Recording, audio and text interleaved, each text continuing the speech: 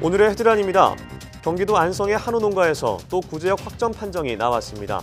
전날 구제역이 발생한 농가에서 10km 떨어진 곳으로 설을 앞두고 방역에 비상이 걸렸습니다.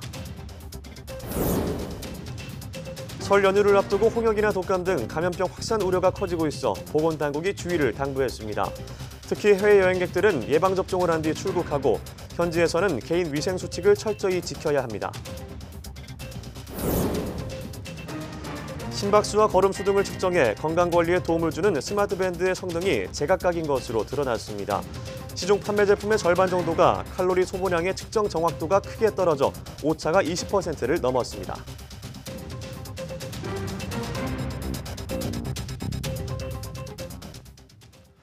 여러분 안녕하십니까? 1월 30일 수요일 사이언스 투데이입니다. 설 연휴를 앞두고 경기도 안성에서 올해 첫 구제역이 발생해 축산농가에 비상이 걸렸습니다.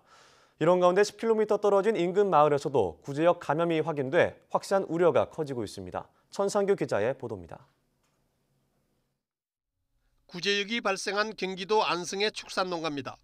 농가 바로 앞 논에는 방역팀이 굴착기를 동원해 구덩이를 파고 사육에 사용했던 갖가지 물품들을 모아 태우고 있습니다. 방역 차량도 쉴 새 없이 농장 주변과 마을 도로를 오가며 소독제를 뿌립니다. 방역 당국은 이 농가에서 사육해온 젖소 120마리 모두를 긴급 처분했습니다. 지금 현재 그냥 레터링 작업하고 있는 겁니다. 살처분하고 있는 거예요. 100마리 정도는 했을 겁니다 지금. 예, 농장 관련된 차량은 이렇게 출입을 해야 되니까 여기서 이제 소독을 실시하고 저희가 또 들어오면서 이제 개인 소독도 실시하고 이런. 방역 당국은 인근 지역으로의 확산을 막기 위해 반경 500m 이내에 있는 소와 돼지 500여 마리도 폐기 처분을 검토하고 있습니다. 먼저 발생 농장 반경 500m 이내 9농가에 대한 긴급 백신 접종을 완료하였습니다. 연이어 경기, 충남, 충북 전체 우제류 백신 추가 접종을 시행하겠습니다. 또 구제역이 발생한 지역의 축산 관련 종사자와 차량은 24시간 이동이 금지되며 축산 농장과 작업장 출입도 금지했습니다. 이런 가운데 구제역이 발생한 농가로부터 10km 정도 떨어진 인근 마을에서도 구제역이 확진돼 확산 우려가 커지고 있습니다. 가장 피해가 컸던 구제역은 전국의 축산 농가를 휩쓴 2011년으로 가축 300만 마리가 매몰 처분됐습니다. YTN 천상규입니다. 그런가 하면 부산 을숙도 야생조류에서 H7형 조류인플루엔자 AI 바이러스가 검출됐습니다. 국립환경과학원은 지난 23일 부산 을숙도 일대에서 포획한 야생조류의 생체 시료를 분석한 결과 H7형 AI 바이러스가 검출돼 고병원성 여부를 확인하고 있다고 밝혔습니다. 국립환경과학원은 이와 함께 AI가 발견된 을숙도 일대 반경 10km 내에 야생조류 분변 등에 대한 예찰 활동을 강화한다고 말했습니다. 이번에 검출된 H7형 AI 바이러스의 정밀 검사 결과는 2일에서 3일 뒤에 나올 예정입니다. 국내외 이동이 많은 설 연휴에 홍역이나 독감 등 감염병 확산이 우려됨에 따라 보건당국이 주의를 당부했습니다. 특히 해외 여행객들은 사전에 여행지에 대한 감염병 정보를 확인하고 예방접종과 개인 위생 수칙을 지켜달라고 요청했습니다. 김정회 기자입니다. 추석이나 설이면 늘 붙는 수식어가 있습니다. 민족 대이동입니다. 그만큼 이동하는 사람들이 많다는 얘기입니다. 그렇게 모인 사람들로 넘쳐나는 고향집. 함께 음식을 나눠 먹곤 하는데 조심해야 합니다. 자칫 노로바이러스 등 오염된 물이나 음식으로 감염병과 독감에 걸리기 쉽습니다.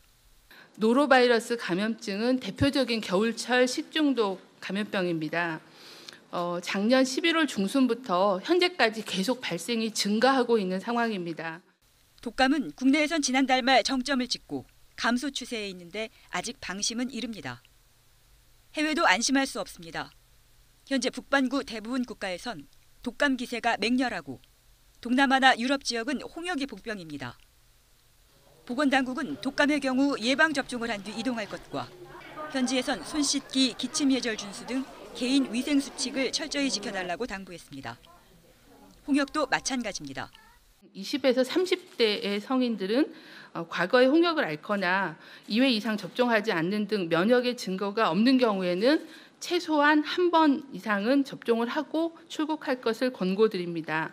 이 밖에 모기, 매개 감염병이 많은 동남아에서는 모기에 물리지 않도록 주의하고 중동에선 메르스 환자가 계속 나오고 있어서 낙타 접촉이나 고기류 섭취, 진료 외의 의료기관 방문을 금해야 합니다.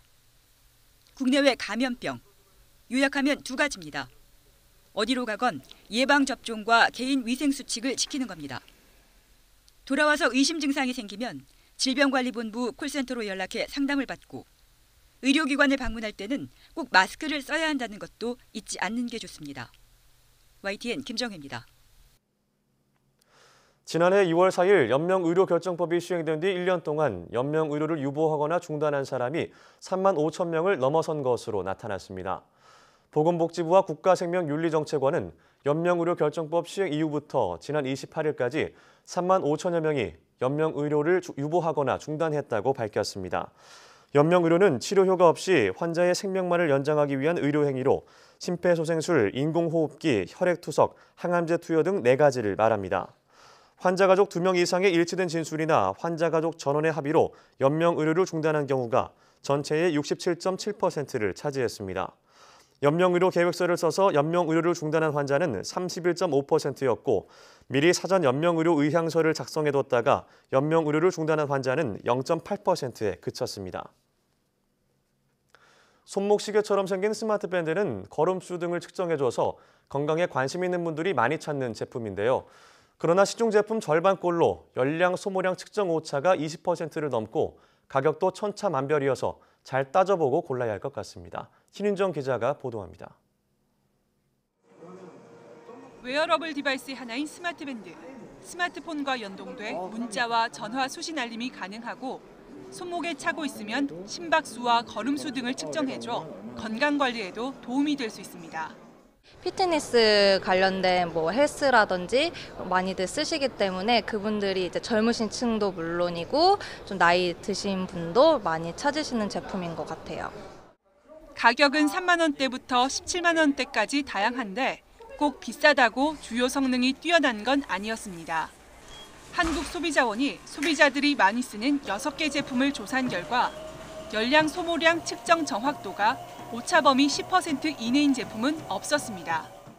3개 제품은 양호, 인바디 제품 등 3개는 측정 오차가 20%가 넘어서 보통 수준에 머물렀습니다.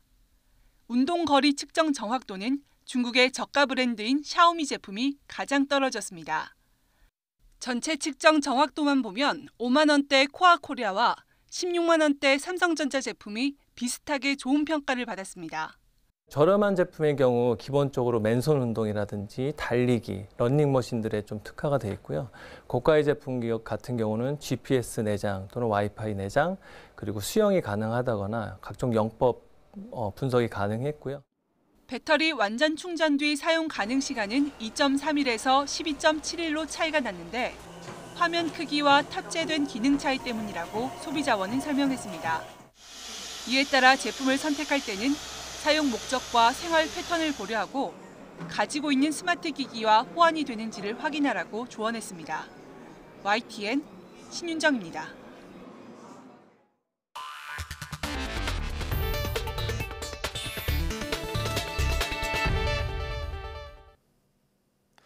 정부가 강한 지식재산을 바탕으로 2022년까지 지식재산권 무역 수지를 흑자로 전환하겠다고 밝혔습니다.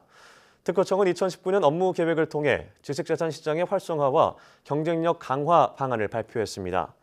이에 따라 지식재산 담보대출 취급은행을 기존 3곳에서 전체은행으로 확대하고 2022년까지 5천억 원 규모의 IP 투자펀드를 조성해 지식재산 금융을 활성화합니다. 또 우수기술의 세계시장 선점을 위해 해외 특허 출원을 4년 동안 10만 건까지 늘리고 국제협력을 강화할 방침입니다.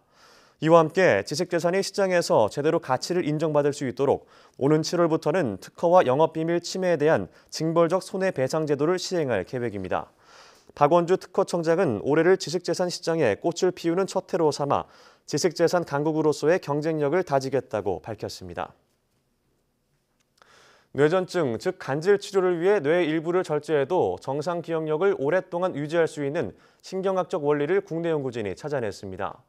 서울대병원과 서울의대 공동연구팀은 치료를 위해 뇌 해마 일부를 절제한 뇌전증 환자 30여 명을 분석해 이를 규명했다고 밝혔습니다. 연구팀은 축두엽 일부를 절제한 뒤 평균 6년 이상 기억 기능을 유지한 환자들을 분석한 결과 수술 부위의 반대쪽 해마 활성도가 강할수록 기억 기능이 좋은 것으로 확인했습니다. 연구팀은 해마의 일부분이 없더라도 뇌의 다른 부위가 이를 보완해 역할을 수행하는 것으로 보인다며 뇌전증 치료법 개발에도 큰 도움이 될 것이라고 설명했습니다.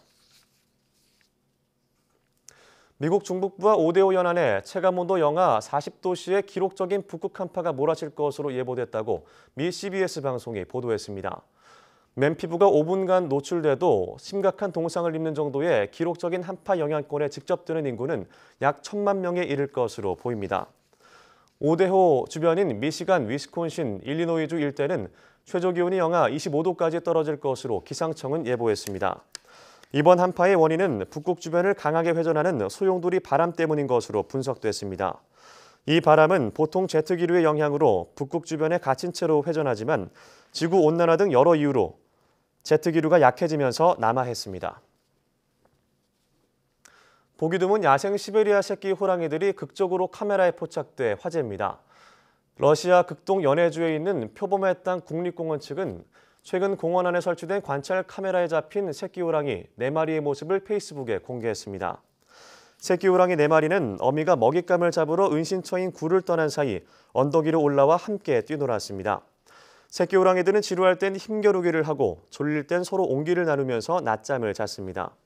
밤중에 촬영된 장면에서 어미가 새끼들을 먹이고 혀로 깨끗이 핥으면서 보살피는 모습도 담겼습니다. 영상 속 새끼 호랑이들은 생후 3에서 4개월 정도로 앞으로 2, 3년 동안 어미의 보살핌을 받은 뒤에 각자 영토를 찾아 뿔뿔이 흩어질 것으로 전문가들은 내다봤습니다. 지방 중소벤처기업들이 겪는 가장 큰 어려움 가운데 하나가 자금난입니다. 수도권과 떨어져 있고 정보와 전문가 등이 부족하기 때문인데요.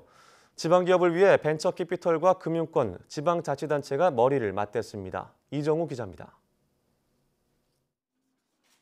대전에서 설립된 벤처캐피털이 금융권과 손을 잡았습니다.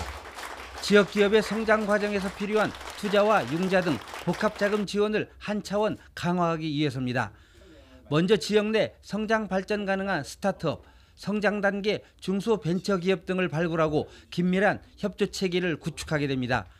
중소벤처기업들의 성장과 발전을 위한 투자와 지원 및 그리고 그를 기반으로 일자리 창출을 통한 지역경제 활성화에 많은 역할을 할 수 있도록 하겠습니다. 벤처캐피털 펀드에 투자하는 한국성장금융, 즉 K그로스와 공동으로 벤처포럼 등을 열고 투자 유치에 나서게 됩니다. 지역 벤처기업들 입장에서 본다면 투자 외에 융자가 서너 배가 더 필요합니다. 그래서 그 융자를 위해서는 금융권의 협조와 네트워크가 꼭 필요한 겁니다. 서울과 수도권에 80% 이상 집중된 벤처캐피털. 지난 2017년 2조 3천억 원 규모의 벤처캐피털 투자액 가운데 대전 지역은 5%인 1,250억 원에 머물렀습니다. 벤처기업과 중소기업에 대한 수도권 벤처캐피털과의 연계 방안은 지역경제 활성화와 청년 일자리 창출에도 도움을 줄 것으로 보입니다. 대전시 출범 70년, 광역시 승격 30년을 맞아 대전시도 기업이 행복한 도시 만들기에 힘을 보태고 나섰습니다. 투자되는 부분에 대한 작은 부분들이 수도권 편중에서 좀 벗어나 갖고서 우리 지역에도 나름대로도 이렇게 잘 공급될 수 있도록 그런 부분들 좀 관심을 가지고 있습니다. 수도권보다 열악한 투자 환경과 부족한 자금 확충을 위한 지방기업 금융 활성화 방안이 주목받고 있습니다.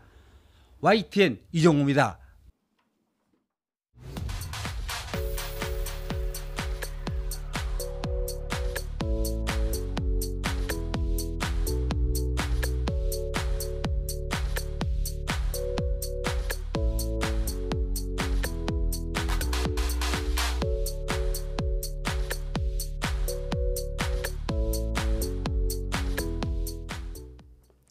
인터넷을 비롯한 정보통신기기를 능숙하게 다루면서 온라인 쇼핑을 즐기는 5, 60대 중장년층을 뜻하는 신조어가 있습니다.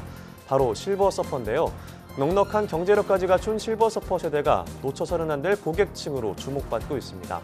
오늘 실사이언스 투데이 생각연구소 시간에는 시니어 트렌드를 주도하는 실버서퍼에 대해 알아보겠습니다. 오후도 많은 시청 바랍니다. 함께해 주신 여러분 고맙습니다.